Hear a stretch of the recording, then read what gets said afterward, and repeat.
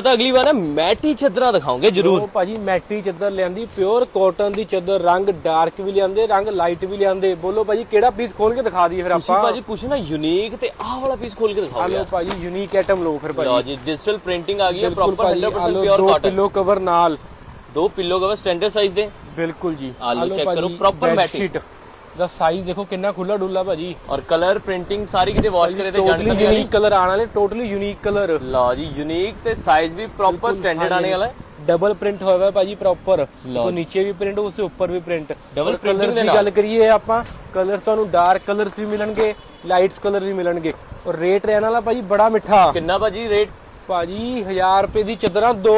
ਲਓ ਜੀ ਜਿਹੜਾ ਪੇਜ ਨੂੰ ਕਰੇਗਾ ਫੋਲੋ ਫੋਲੋ ਤੇ ਵੀਡੀਓ ਨੂੰ ਕਰੇਗਾ ਸ਼ੇਅਰ। 1000 ਦੀਆਂ ਚਾਦਰਾਂ ਦੋ, 500 ਦੀ ਚਾਦਰ ਇੱਕ ਭਾਜੀ। ਮੈਟੀ ਚਾਦਰਾਂ ਫਟਾਫਟ 100% ਕਾਟਨ ਦੇ ਅੰਦਰ ਭਾਜੀ। ਨਾਲੇ ਦੇਰੀ ਨਾ ਕਰੋ, ਜੇ ਆਫਰ ਲੈਣੀ ਤੇ ਕਿੱਥੇ ਆਣਾ ਪੈਣਾ ਹੈ? ਸਮਰਾਟ ਸਾੜੀ ਮੇਨ ਬਾਜ਼ਾਰ ਰੋਪੜ।